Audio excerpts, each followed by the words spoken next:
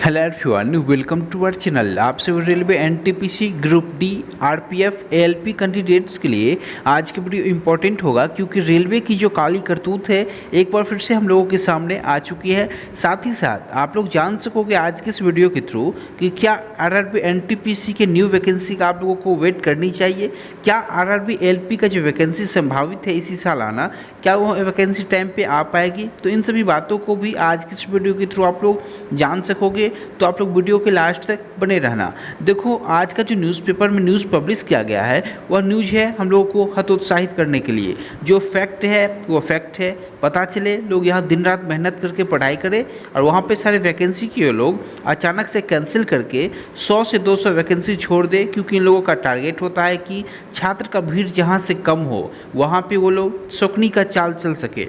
तो आप लोगों को अलर्ट रहना होगा, जब भी आवाज़ दिया जाए सतर्क रहना होगा।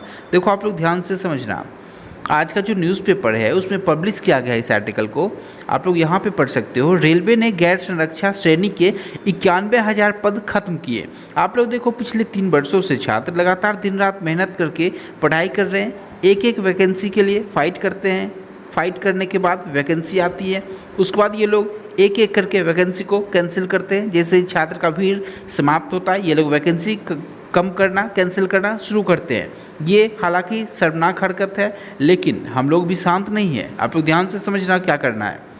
यहाँ पे पहले न्यूज़ को देख लो आप लोग, क्योंकि जब भी यहाँ पे इस तरीके से वैकेंसी को कैंसिल की जाती है तो उसमें नुकसान केवल और केवल छात्रों का होता है, मेहनती छात्रों का होता है, क्योंकि ये लोग लास्ट में जाके वैकेंसी को कैंसिल करते हैं, जिस कारण से कट ऑफ हाई चली जाती है और छात्र वहाँ पे आउट हो जाते हैं। और जो भी छात्र पहले से फेल हो जाते हैं एग्ज़ाम में, उन्हें भी लगता है कि अच्छा हुआ, आने वाले समय में वैकेंसी बढ़ेगी, लेकिन ना तो उन्हें बेनिफिट होता है, ना तो वैकेंसी बढ़ती है, और ना ही जो लोग बाहर हो जा रहे हैं उन्हें कोई फ़ायदा मिल जाता है। आइए हम लोग सबसे पहले इस न्यूज़ को कवर कर लेते हैं, उसके बाद मैं आपसे डिस्कस करूँगा कि न्यू वैकेंसी जो आनी है आरआरबी एएलपी की और ग्रुप डी की, वो कब तक आपको प्रोवाइड कराया जाएगा। अब आप लोग ध्यान से समझना, कहा जा रहा है रेलवे ने गैर संरक्षा श्रेणी के 91,000 पद खत्म किए, और इस 91,000 में 90% जो ऐसे पद हैं जिसकी जो वैकेंसी आती है ना, वो ग्रुप सी ग्रुप डी के थ्रू आती है।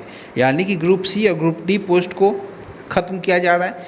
इसकी जो वैकेंसी आती है वो आरआरसी ग्रुप डी के थ्रू और आरआरबी एनटीपीसी के थ्रू मैक्सिमम वैकेंसी 90% वैकेंसी। बाकी के जो 10% वैकेंसी छोड़ के मैं चल रहा हूँ वो आरपीएफ के थ्रू आती है।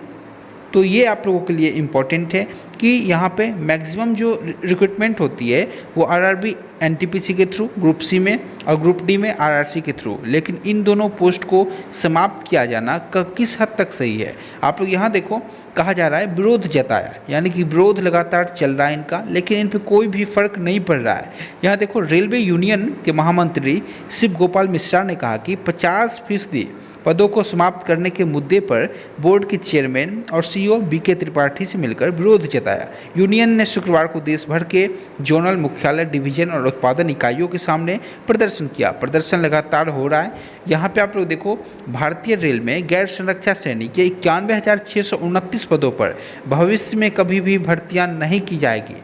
सरकार ने इनको गैर जरूरी बताते हुए समाप्त कर दिया। रेलवे बोर्ड ने सभी 17 जोनल रेलवे गैर संरक्षा श्रेणी के 50% पदों को समाप्त करने का निर्देश जारी कर दिया। इसमें रेलवे की उत्पादन इकाइयाँ, पहिया इंजन, कारखाना व कोच फैक्ट्रियाँ भी शामिल है। तो यहाँ पे आप लोग देख सकते हो, इस तरीके से बात कही जा रही है। और यहाँ पे जो इम्पोर्टेंट है आप लोगों के लिए, वो यहाँ पे देखो आप लोग, गैर संरक्षा श्रेणी में कौन कौन से पद आते हैं आप लोग ध्यान से देखना।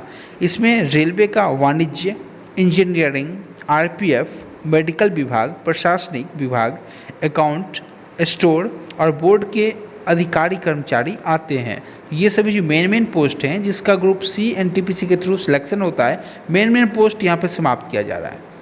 अब यहाँ पे देखो, सेकंड जो इम्पोर्टेंट है आप लोगों के लिए कि इसके लिए क्या है, लगातार इनका जो विरोध है वो जारी है, लेकिन ये लोग मानने को तैयार नहीं है।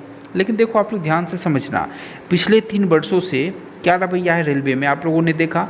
फेब 2019 की ये वैकेंसी है, अब तक ये लोग उसे फिल नहीं किए हैं। हो सकता है लास्ट समय चलते चलते ये लोग क्या करें, इस वैकेंसी को कम कर दे, और यदि कम करेंगे तो इनका विरोध स्वाभाविक है, हम लोग उसके लिए भी फाइट करेंगे। वैकेंसी कम नहीं होनी चाहिए, वैकेंसी बढ़ेगी, कम नहीं होगी। इस बात के लिए हम लोग फाइट करेंगे, सब लोग रेडी रहना।